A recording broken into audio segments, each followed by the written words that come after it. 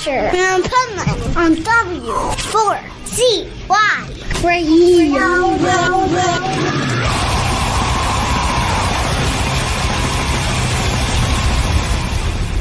Wake up, America! It's time for the adventures of Pipeman on W4CY.com, West Palm Beach's #1 internet radio station. Here's your host, the Pipeman. Ice wings and broken bones, summoning into shadow the sky. Go!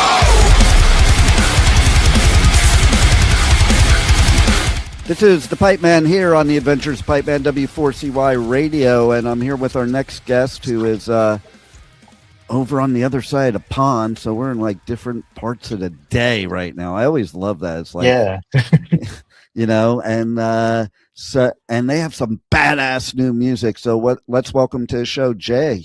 How are you? Hey, how you doing? Yeah, not too bad. I was going to say, what time is it for you guys over there? It's 9 o'clock for me. In the morning, yeah? Yeah. Wow, yeah. Nice.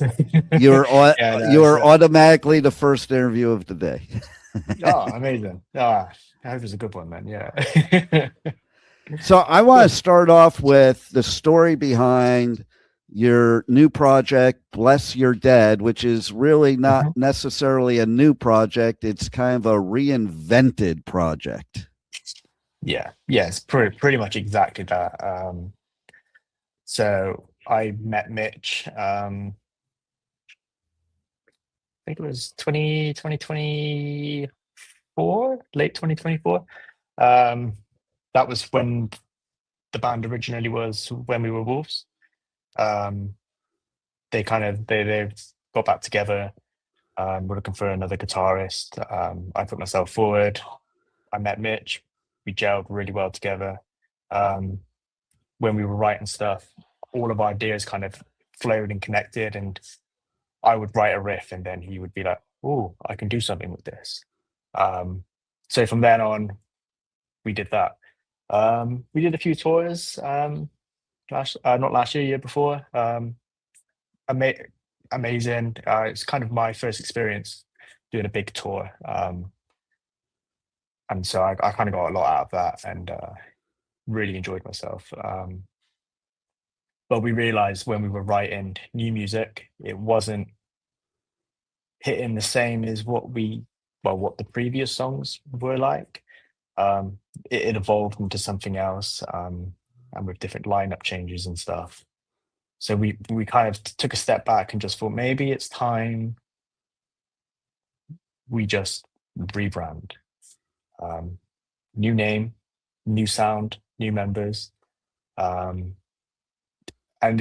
We spent the whole of last year just Mitch has got his own kind of makeshift studio, and we've just been in that studio for the last year, just writing, getting everything we can down. Even if we don't use it, we're like, oh, we'll just take bits from here, put it over here, put it in this song, filming music videos, and just making a plan for this year, really. Nice. And you know what I love about it is when I first saw the promo for your new single, before I decide to do an interview, I will listen to the music, because like I don't get press people that try to do interviews with artists that they don't like the music. Like, I mean, especially in metal. Okay, you have to have passion for the music to promote it. Like, it's not like it's pop, you know. And artists can tell too. Like, if you have a passion for the music. So, I listened to your debut single, "Everyone's a Target," which I feel that's like so appropriate for today. And you know, it was a badass song. Then I read the description in the press release. Like, I listen to this, which is what I do. I don't want to be tainted. I want to just listen to the music and then read the press release. And I'm like, oh, I think I interviewed When We Were Wolves at a festival. and like, what was cool about that is, you know, when you rebrand like you're doing, the main reason you rebrand is because you are kind of going in a different direction, and you don't, not that you do this purposely, but you don't necessarily want people to only ever associate you with your beginnings, Yeah. like it's like if Black Sabbath never changed their name from Earth to Black Sabbath, would we have ever known about them? We would have never probably known. That was something as well. When we were playing shows, we had a lot of the older Wolves fans attend the shows, and they would come up to us being like, "Oh, it'd be really sick if you went and played these old songs." And we were just like, when we have no intentions or plans to play the old stuff. Right. We chucked in a couple of old songs for the older fans, but going forward, we kind of wanted to kind of get those out of the set and just play the newer music. And I think that was one of the things that made us kind of realize it's time for something new. It makes total sense to me. Some people sometimes the old school fans may not like it because that's kind of the way it is, but they'll come back. It's just, when you're young and like kind of gatekeeping kind of, yeah, it's like for me when Metallica, I was going to all their first shows ever. So when Metallica came out with the Black Album, me and my friends were like, fuck them posers. We're never listening to them again. They're still one of my favorite bands, but it's like, but you have to rebrand sometimes because like you said, like people are going to want to hear the old stuff. And if you are going by the old name, you're kind of obligated to play that old stuff, just like bands that have been around for 40 years or songs they just don't want to play, but they have to, type of thing. Yeah. But by rebranding, it's like what you said with Metallica, like you're going to hear Enter Sandman. Like as much as people don't like the big like core fans are kind of fed up of people saying it's the best Metallica song. Metallica will play that song live. Like they have to. Yeah, they have. Yeah, they have to. Yeah. Like me, I'd rather them like slip in something like Metal Militia and take that out. Yeah. They played 2 days at Download Festival a couple of years ago. I was there covering that. And I remember they played Orion, and I was like, oh my God, I never thought I would ever hear them play this. I was so happy with like the split sets because I was like, I've just heard a bunch of Metallica. I mean, I've always wanted to hear live, and then I've got all the songs I've heard them play like before. But I was like, I'm fine with this. This is great.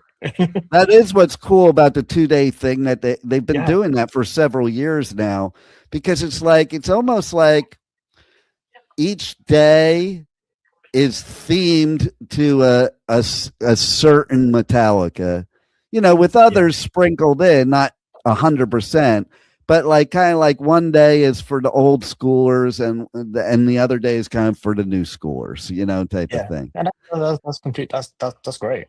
Like, did you hear what happened at Download that year? Okay, so check this out. Was it with the traffic and the noise? Okay. The noise, that was what I was just about to say. Apparently it was just so loud everyone could hear it from like miles and miles and miles out. There were complaints like 15 miles away. Like, see, that's great. The old school metalhead like me, I'm like, that's fucking cool, man. Cool. Like, and like there were people 15 miles away that could hear it as if they were there, because basically Metallica designed this sound system where no matter where you are at a music festival, you feel like you're at the front as far as sound goes. Yeah, it was great. It was incredible. Like, I think if I didn't have Metallica, I would not be doing this. Like, see that, and probably me neither. We would neither be. Neither of us would be here. Like I owe a lot to that band. And that's what's cool because, you know, I look at metal today and it definitely has evolved.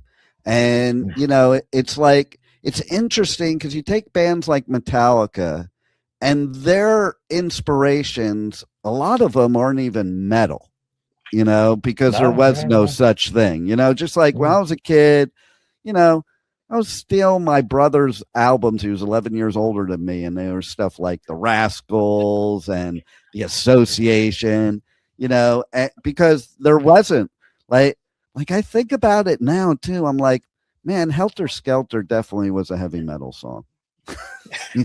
You know? Yeah, like I was reading Ozzy's first book and he was talking about his influences and stuff. And I just thought, wow, yeah, like the Beatles would be your influence because right, there was no metal before you. Like, so hearing what other, like a lot of the older bands' main influences were, it was it is interesting compared to like nowadays. Yeah. Like, could you imagine having stuff like your music now back in the 60s? I think people would have lost their mind. Yeah, we'd be literally people running at us and with like pitchforks and Satan worshippers and stuff. Yeah, totally. So, but like, you know, they like to say that metal died. I go to these festivals like Download and Hellfest and all the DWP festivals here in the States, and I'm like, yeah, no, I don't think so. It's bigger and better than ever, and it's because of bands like Metallica that created something new. Yeah. You know, you wouldn't have thought of playing music like it is today in metal back then because, you know, it just wouldn't have made sense in your head, even though it did, you know? Yeah. Like you even take, I was just watching something recently, and Henry Rollins was talking about why he stopped doing music. And his thing was like, basically, once I couldn't write songs anymore, I'm not going to just play and be like a legacy band or my own tribute band. Like he's like, it's cool if other bands do that. Like they go and, you know, they just play their, you know, their hits. He's like, that's just not me. I got to play new music. So that brings us right back around to what you guys are feeling. You have new music. You want to play that new music. That's what you want representing you. And I got to tell you, it's freaking badass. Yeah, thank you. Yeah, we are really, really proud with how this has gone down, really. It's like we really wanted a song to come out and just really like just kind of like hit you in the face. And with the first line of the song is "I'm coming out swinging." Nice. That's what we really wanted to do. It's just kind of be like, this is us. This is our sound. And what would you say as the artist is the difference between your sound now and the sound before? I'd say now we're a little bit more we just trying to think of the word for this. Actually, it's kind of hard to like talk about your own music and like right from a mass. Because we were new, we just there was nothing tied to us, so we could really just throw out this is our sound. It's a real blend of heavy down-tuned music with a nice strong modern take, because a lot of our influences, it's kind of old. We do have a lot of old school influences. Like I'm a big Lamb of God guy, so I'll try and get in those really twiddly fiddly stuff. Our other guitarist Jack, he's real into his death metal, so the whole song has like a blend of genres. See, I love that about nowadays. Yeah, because there's a certain melody in "Everyone Is a Target," which has that death metal take to it. Where I'm like a real like metalcore guy. Like my 5/7/8 riffs, that's my kind of favorite thing to play. We all just kind of blend it all into one kind of genre, and that is kind of what we kind of birthed, really. Nice. Yeah, it's good. See, I love that today though, because like, you know, back in the 80s, you know, you were either this or you were that, and you couldn't like both, you know, type of thing. You know, that's why like we always have, when we write music, is we write a verse that is so heavy, and then we'll come into the chorus with something like beautifully melodic. Like I'm a big Killswitch Engage fan, me and Mitch. So we really lean in on those melodic choruses. And he'll write this gorgeous vocal melody, and I'll try and complement that with a really nice kind of fiddly lead line over the chorus. And we seem to, me and Mitch, have like a nice like routine of, we know the chorus is going to be really good. Like Nice. we'll get the chorus will always like have that real anthemic kind of sound that we want everyone to sing along to. And that you know what? That is what makes great music. Even it doesn't matter how heavy you are, there has to be something that gets you like where it's stuck in your head. Yeah. And that's the point. And you know, the blending of genres, to me, I love that today also, because I find that a lot of bands, especially like in metalcore, use like this formula. Like there's a formula for making metal music. And you go back to the days of Metallica's beginning and the big four, they were thrash metal, but nobody set out to be thrash metal. So they didn't really sound the same, you know, but now it's like you have these bands, if they're all on the same page, they all sound the same, you know, whereas if you bring in other influences, that's what makes you stand out and be unique and create the new music. You know, like you take a band like Slayer, 2 of the band members were metalheads, 2 were punkers, and that's how you created the crossover scene. Before that, you know, like I loved punk. I couldn't go to punk shows. I would have gotten my ass beat because I was a long hair. You know? Yeah. It's the same with like metal now. Like you've got like the hardcore scene where I've gone to some of those shows and I'm just like, I'm going to stand at the back because I feel safe at the back.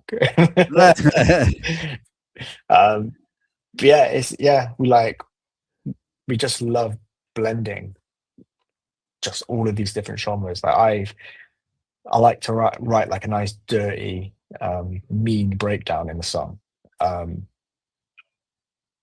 So I kind of when we're writing, we'll all throw our ideas together and I'm just like, let's just try this a second, and we'll all look at each other and be like, yeah, that's it. And that's the way it should be too, because like, okay, so I used to play guitar, I sucked, but you know, in the beginning my dad used to say to me, he'd hear me, he's like, oh, you should give that up, you suck.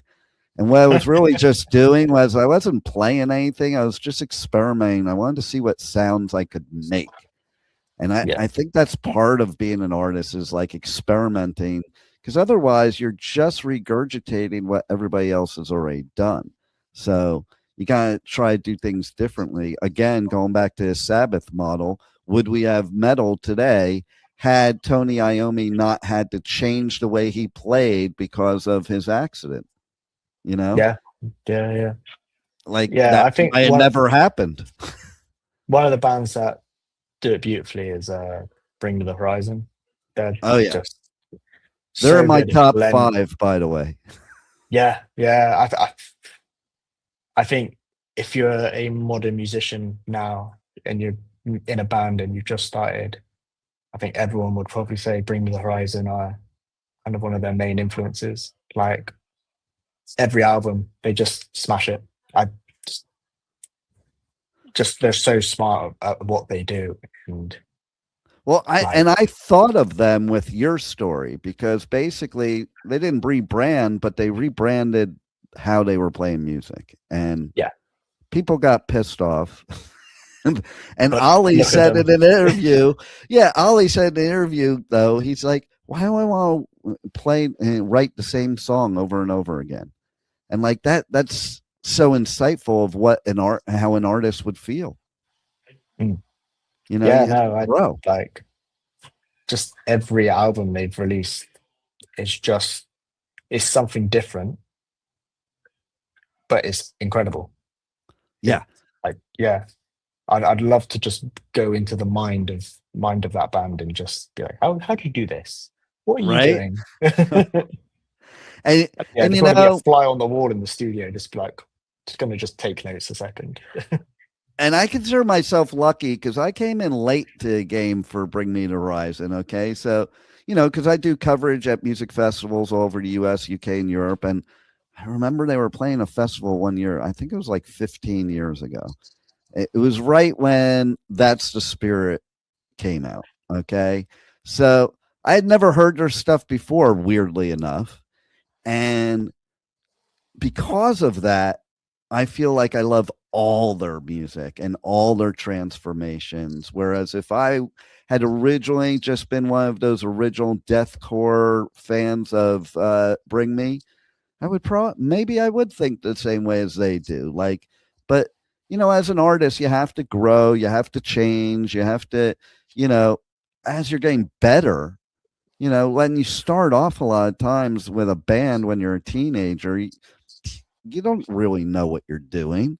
And so you learn the craft and you want to get better and expand. You don't want to stay a teenager learning how to play your instrument. Yeah.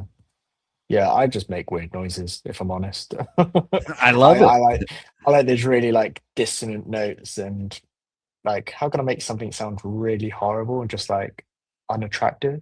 I love it. So we do experiment quite a lot with some weird sounds and stuff.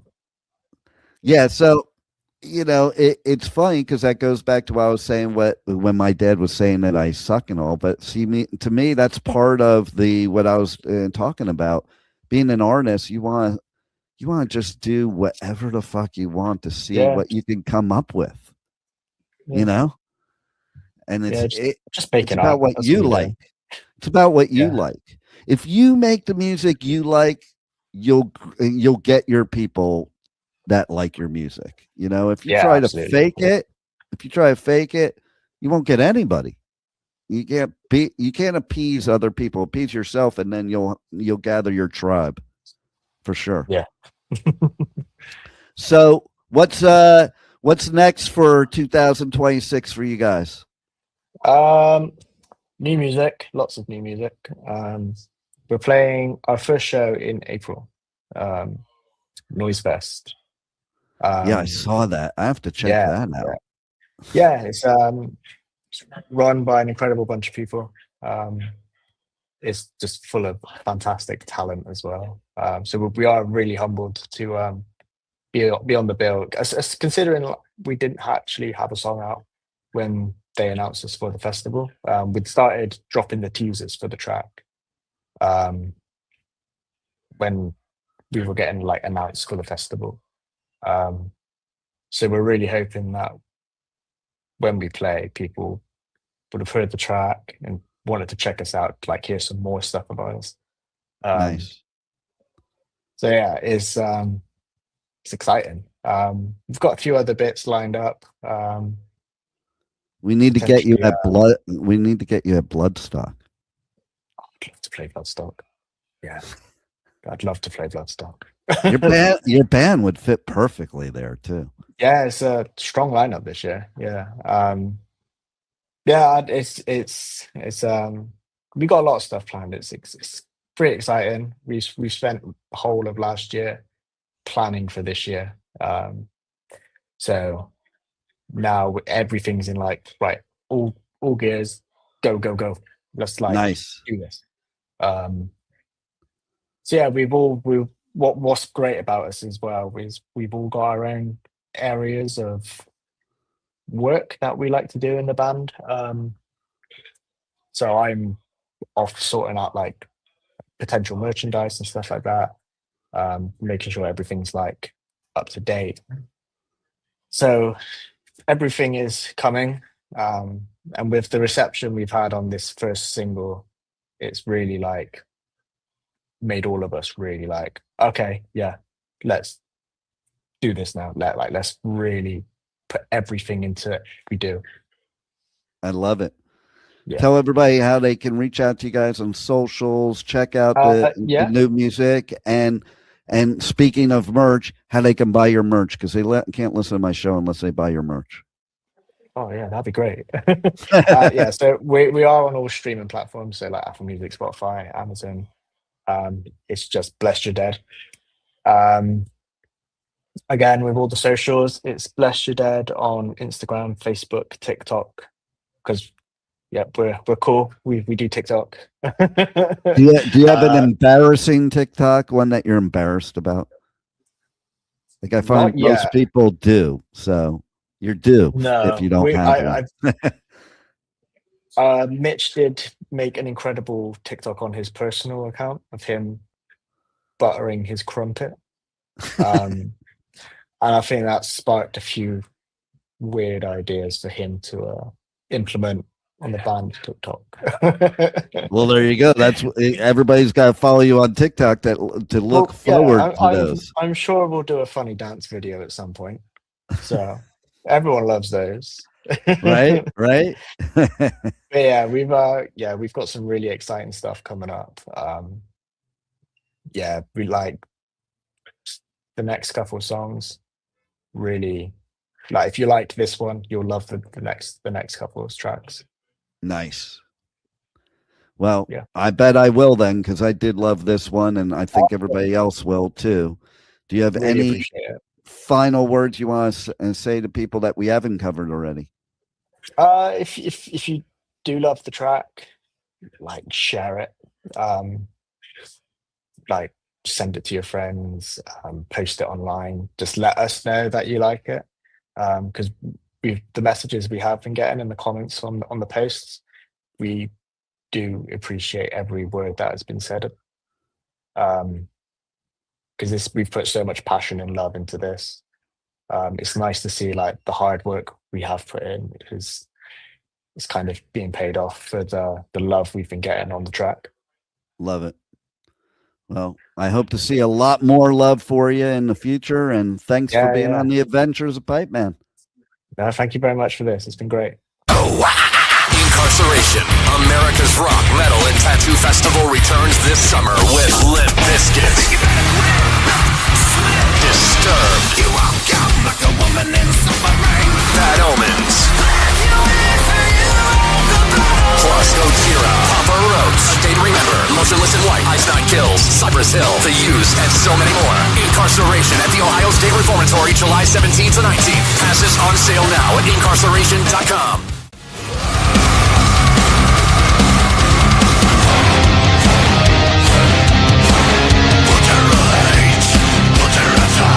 This is the Pipeman here on the Adventures Pipeman W4CY Radio, and I'm here with our next guest that has some badass music, and so let's welcome to the show, Horror Scene. Hey, how's it going? Thanks for having me on. Appreciate it.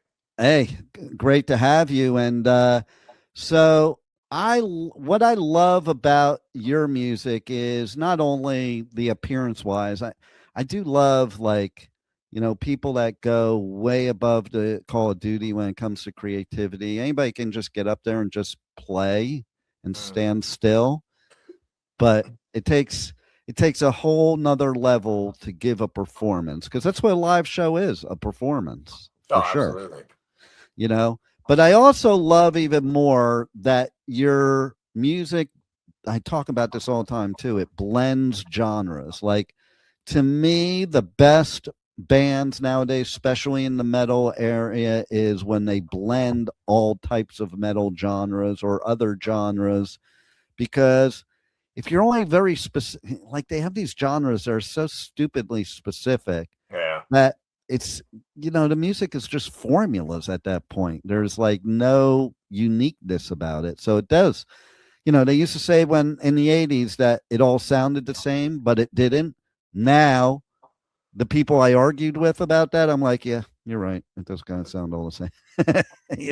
The ones now, not then. But then bands like you don't, because you are bringing other influences in, and it's not just, oh, we can only do this type of metal, Right. Yeah. So tell us a little bit about your creative process and how things work with the band on blending these genres and bringing everything together to make Horror Scene. I mean, our process is pretty easy. For the most part, like somebody will come up with a guitar riff, and everybody will just kind of work off of that. And sometimes like we'll come up with a chorus, a pre-chorus, get the verse down. And then sometimes while we're putting things together, like, hey, what we played here in the verse is cool, but it doesn't really fit this. Let's pull that out, but we can use that somewhere else. And that's pretty much how that all works. Like, we'll just blend it all together, and then, using the keys and synth and that techno and dance stuff that we throw in there. It's just fun, like meshing everything together. I like the keyword fun, because if you're a musician and you're not having fun, this is the wrong industry, because a lot of it is a bunch of shit. So if you're not having fun in the creative process, right, where are you having fun? Absolutely. So I love that. Yeah. What was that moment in time that you thought to yourself, this is what I need to do? Like, what was that one thing that hooked you in when you were young? Music in general. Growing up, my parents listening to, Billy Joel and Elton John, bands like that. And like I was always fascinated with how music just came together. So, as a young kid, I started out playing violin, then I went to trombone, and then I turned to drums, and I haven't moved back since. So yeah, I mean, for me, I mean, that aha moment, if you will, I was started at a very, very young age. It's just the whole creative process behind it is what really lashed me onto it.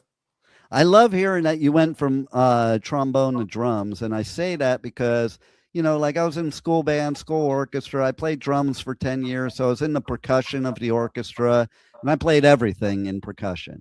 And then I used to look over at the other kids that were playing trumpet and trombone. I'm like, I might want to try that. That looks pretty cool. So it's kind of cool that you went the other way. Yeah. Yeah. I mean, it's oddly enough though, when I went to trombone, I forget what grade that was. I want to say 6th or 7th grade, when we were allowed to like pick an instrument. I initially wanted to start out on drums, but the music teacher that we had at the time was like, I have too many drummers. Here, why don't you try trombone? So it wasn't even like anything I even wanted to do. Sometimes that's how, you find your path though, right? Oh, for sure. I will say one thing though. Going to a brass instrument like the trombone, like my favorite clef out of bass and treble is bass. I love bass clef. All the low end stuff. Yeah. Nice. And it's funny because I think I've changed throughout the years, because I've always been like when I'd listen to music younger, I would like put the treble up to the max, and I didn't care as much about the bass as the treble. And now I'm kind of like, no, I like it more balanced now. And I've even, it's funny. I go and I do, radio coverage at music festivals all over the US, UK, Europe, and I never wear earplugs. Like, I don't like them. I don't want, and I think it makes the music worse. And I've stood up against Motorhead's speakers. Nice. With my ear up to it, and like I still hear pretty well, so I'm okay at this point. But there was one festival, I can't remember what it was, but one band, I've like thousands and thousands of sets I've been to, that the treble actually hurt my ears. I was up in the photo pit, and they had that treble so high that I literally like my ears were in pain, and that never happens to me. Like I could be up there in the photo pit or anywhere close. I could stand right next to a speaker. It doesn't bother me at all. But Yeah. so maybe that is a thing that like maybe over time your ears get more sensitive to the treble than the bass. Because I don't think the bass really affects your ears the same way a treble does. No, probably not. Because I mean, treble, that's all your high end, like all the high end stuff. And at least, mids and bass, that's all, obviously your lower end things. But yeah, I just always, like I said, doing trombone, I just always loved the bass clef after that. Because for me, like, I like to feel everything. Yeah. So, Totally. like especially bands use like 808 drops. I love that. I love all of that. Like especially if it's timed right, like if they hit like a floor tom or something at the same time in 808 drops. I love how that meshes up. Well, it's funny you should say that because I was with a concert during the summer that I brought my brother, and all he was complaining the whole time is because the bass was like beating in his chest, and I had the exact opposite feeling. I'm like, man, I love it. It feels good. It feels like I'm part of the music. How about it? Yeah, Right. absolutely. So, what was it that made you turn to, a lot of us metalheads are into horror and stuff, but what made you turn to combining those two loves into one? So when this band first started, we were actually operating under a different name when this band first started. We were called Suicide Puppets. Up until recently, I want to say about 4 or 5 months ago, did we do a whole rebrand to Horror Scene. Now, even under Suicide Puppets, everything was still horror related. Murder, killing, death, fun stuff like that. As far as our lyrics go, it's just one of those things. Like us as a band, it just made sense. Like we all loved horror, we all loved metal, we all loved industrial metal, and we just kind of like smashed everything together. Be like, this is who we're gonna be because this is everything that we love. I love it. And it's so funny you said what you did because before you, I did my live show, and then before that, I did another interview, and that band did a whole rebranding. So today's the day of rebranding.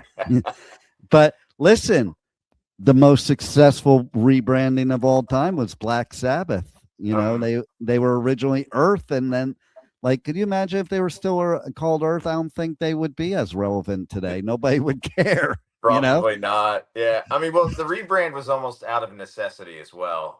Yeah. With Suicide in our band name, we were getting smashed in algorithms. Google wouldn't even let us advertise anymore, so we had to do a rebrand. But Wow. but you're right. I think this name fits us a little bit better. Plus, we have I think there's 8 films right now that are two of them are out, but the other 6 are in post production that features our music, and they're all horror films, so it works out. So we need, I think what we need in 2026 or 2027 is a tour of Zombie, Ice Nine Kills, and you guys. I am 1000% on board with that idea. Right? Oh, man. But I do love, like I said in the beginning, having it combined. Like people that are haters on that.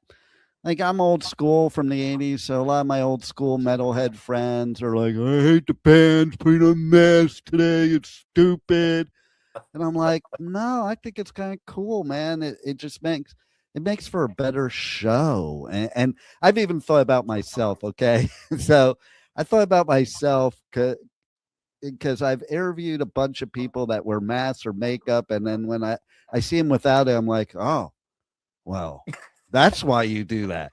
So I'm like, I'm thinking to myself, okay, I'm 59 years old. I could wear a mask, start a band, and just get really big like Sleep Token and take my mask off and say, haha, fuckers, I'm 60 years old. That's the beauty behind it though. Like, like you said, like when we started out, we didn't do any of the face paint and all that other stuff. And of course, like sometimes when we run ads, like recently, we were running an ad because we dropped a single back on January 2nd, a song called Yeah You. and we had run an ad for it because our song previous to that, "Welcome to Your Hell," reached number 16 on the Metal Contraband Top 50 Metal charts. So we were kind of promoting to it at one shot. Said, hey, you know, chart climbing metal band, whatever. I forget how it was worded at this point. And it was sent out there, and like you should have seen the hate comments, like, "Oh, gimmicky band, it's already been done," blah blah blah. It's like I never understood that. Like, if you don't like something, that's fine, but like, what really compels you to like just throw so much hate? You know what I mean? Yeah, listen.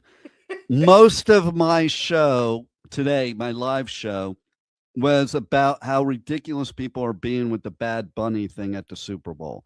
Yeah. Set aside the politics or any of that shit. Like, what do you care? Then tune out. Don't watch the 15 minutes of the halftime show. Like, there's plenty of halftime shows that I didn't want to watch. I don't care. It didn't bother me enough to throw hate. You know, it's like, so what? Switch to something else. You know, they had all these alternatives, so go watch that alternative. Who cares? Yeah. You know, but like, I don't know why it's such a big deal.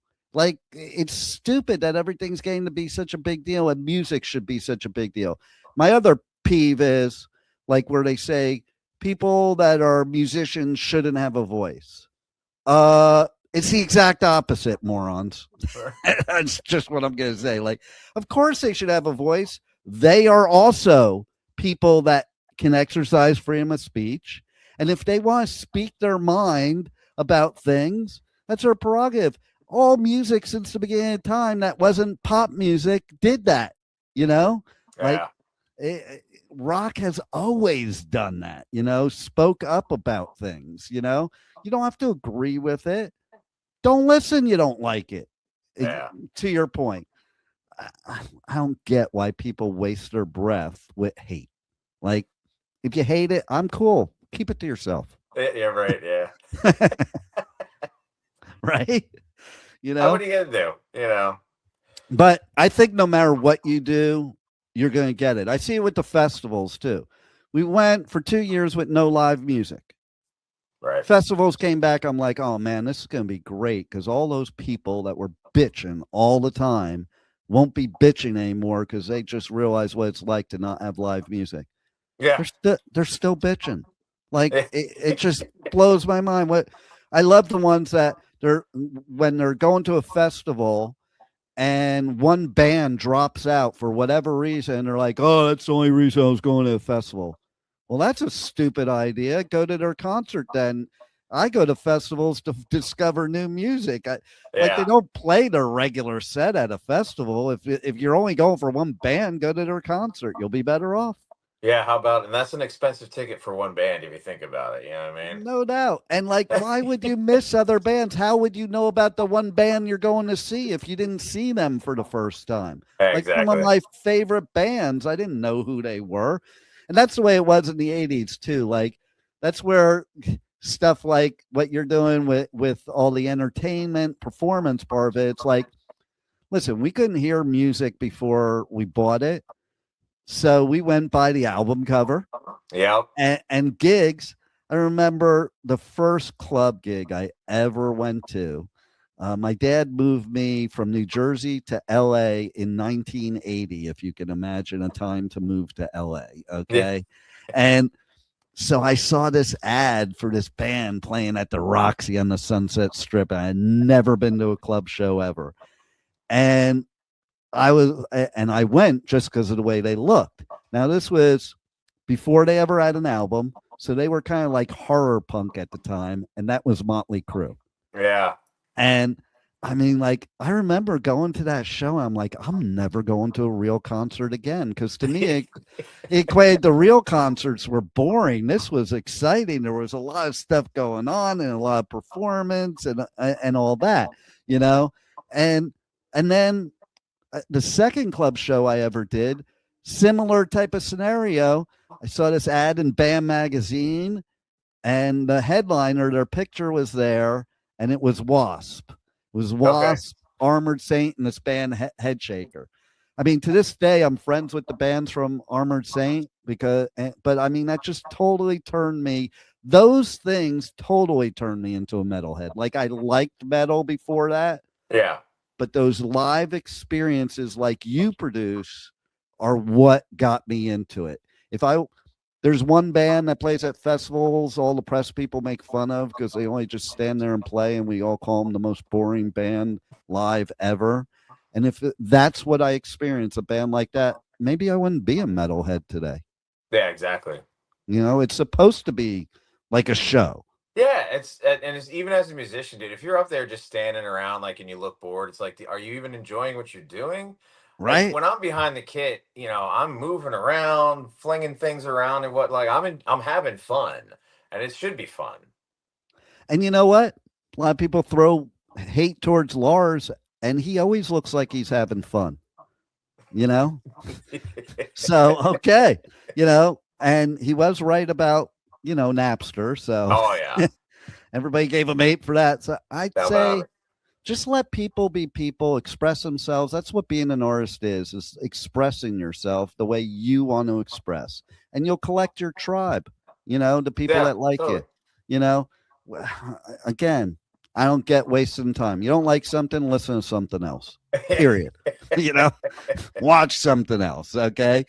So what else do you have on the horizon here for 2026? Well, we have more releases coming out. So we started working with a notable producer named Dan Mausch. Dan Mausch has produced bands like Ghost, Gojira, Avenged Sevenfold, Dorpesh, small little metal bands. And he started working with us last year. So we're going back up to his studio at the end of March, so next month. And we actually have another single dropping the same time that we're going into the studio. We're trying to get things geared up. More than likely, either an EP or an LP is going to be dropping this year. We are currently working on a tour for the month of around August timeframe is what we're looking at. So we do have a festival coming up in March. That's March. I think it's March 6th or March 9th. It's Inked and Loud at the York Fairgrounds in York, Pennsylvania. And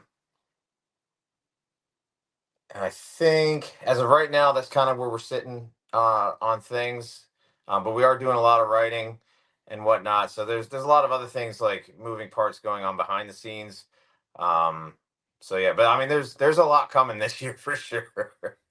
So here's what I want to know too, that I think I already know the answer. Okay, so when you put on the makeup and get all dressed up for your live show, is it almost like you go into a transformation and become the musician? It's kind of like me. Like as soon as the mic turns on, there's a switch in my head that radio personality comes out. Like automatically. I don't even think about it. Do you think that's the case when you're like in those costumes, in the makeup, like you transform and like kind of be that entity, so to speak? I would say yes, yeah, because we all have different stage names. Like mine's Veritas, our drummer, or our drummer. I am the drummer. Our lead singer, he goes by Twisty. Our bass player goes by Johnny. We have 3 guitar players, Steven, Invictus, and Z. So we all have stage names. So yeah, absolutely. As soon as like the makeup goes on and whatnot, like we become that persona. We embody who that individual is. Another good point about putting on makeup and whatnot is like if you're like especially when it comes to local shows, like if we're standing around, even if we're not next to each other, that we are together as a band. Yeah. You know what I mean? Totally. So that's another reason why we do the makeup. But yeah, 100%. Yeah, we definitely become our personas once the makeup comes on. Well, it's like me. My radio moniker persona is Pipeman, and there is a different persona to it. Like part of it is real me, and part of it is the alter ego me. But it is so funny that even my kids sometimes now will call me Pipeman, and then Alexa calls me Pipeman all the time. So that's always funny. Nice. But how do people reach out to you, on socials, on the web, buy your merch, all that good stuff? So your best bet is just go to our link tree, which is Horsine Band, I believe. You can go to our .com, which is horsineband.com. which that'll be your gateway to everywhere: Facebook, Instagram, TikTok, YouTube, Spotify. Our merch site is a different site, but you can still get there from our main band page. So puppetmerch.com is where you can purchase all of your horror scene gear. We recently just got new hoodies in, which is kind of cool. Unfortunately, I don't have any with me to show you, but it's basically just has the logo on the front of the hoodie. It's pretty cool. Nice. I bet you have some badass merch, and people can't listen to my show anymore unless they buy your merch. Well, people don't realize interesting items, to say the least. Some of them my wife came up with. We have these little voodoo dolls that come with their own pins and needles and stuff. We have something that's called the Serial Killer Archives, which is a box that's filled with that kinetic sand stuff. And inside the kinetic sand, we have these USB. I actually have one here. Unfortunately, I don't have the bottom on it, but we have these USBs that look like coffins. Oh wow, that's cool. It has the old band name on it, but it's got 2 full albums on it. But when you open up the box, there's a shovel in there and a headstone. You have to dig the USB out of the dirt. That's creativity. That brings me back, because I think it's stuff like that kids are missing out nowadays with albums, you know, because I remember being a kid and buying Love Gun. And that was when the popper things in school were very popular. You would make these paper popper things. Yeah. And so they made Kiss made a Love Gun that was one of those poppers, but it was the Kiss Love Gun. And, of course, you could get in trouble in school because you were using it in school. And but I used to love, I'd buy albums and there would be gifts in there sometimes, or I got really into the Beatles because of the 1969 radio show that Paul McCartney was dead, and you had to buy all the albums to get the clues. So I bought every Beatles album to check out the clues and play the album backwards and all that stuff. Kids don't get to do that cool stuff anymore, How about it? Well, Right? I even remember when I was a kid in the 90s, when CDs became a thing. Half the fun was buying the CD of your favorite band or whatever, and then there would be hidden tracks on it. Yeah, totally. Or that when Motley Crue came out with the first album, there were only I think there were only 30 copies of the original, which had a real zipper on the cover, a real working zipper. You see it in the picture now, but actually, and it was wow, that's so cool to have that, and Yeah, absolutely. I remember one of Tool's CDs had a magnifying glass. It had it was, I forget which album, but it was black. I still have it. Black, folds over, and it had a little magnifying glass in the CD cover. Huh. It was wild. So I think we need to go back to that. It's kind of like if you had Happy Meals at McDonald's without toys. It's not as much fun.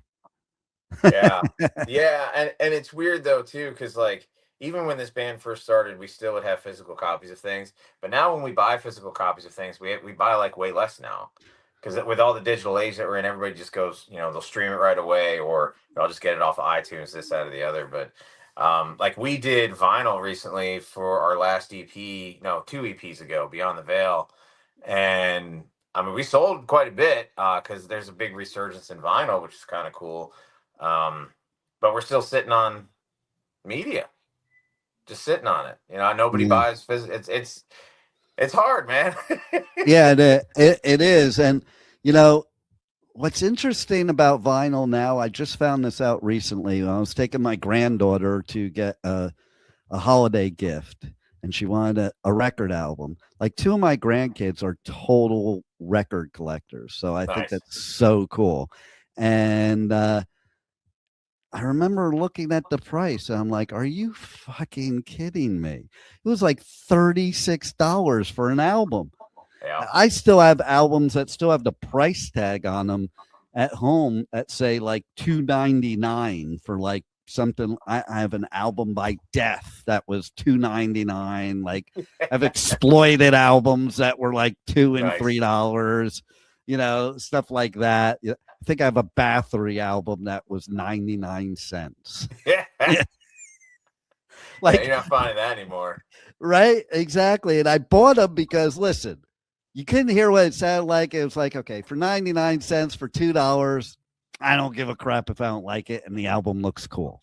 You're right. Like, Yeah. would you do that today? Would a kid go buy a $30 album with not knowing what it sounded like? I don't even know how they go to gigs today, to be honest. Like, I went to see Metallica where I paid $2 for a ticket and $5 for a shirt. Like, I don't know how kids can even go to a show today. Yeah, I mean, ticket prices are pretty high. Yeah, and merch nowadays. I mean, I'm all for the merch though, because it's the only way you guys make money. Like, I think a lot of people don't realize that. So I make a big deal about it. I was joking about not listening, but I wasn't really either, because it's like, it's the only way you guys make money. The days of the rock star getting these massive amounts of money and drugs is totally over. Okay. Yeah. Like, you guys have to work your ass off. Okay. And I just think, you guys deserve to make a living. You're working hard. And when people say, oh, they should just blah, blah.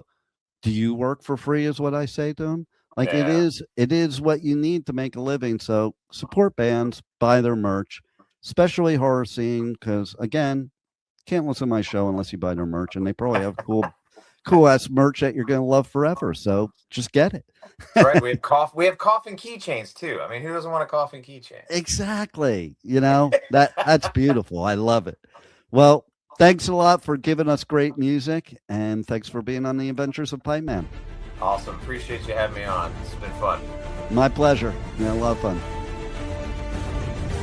Thank you for listening to the Adventures of Pipeman on W4CY Radio.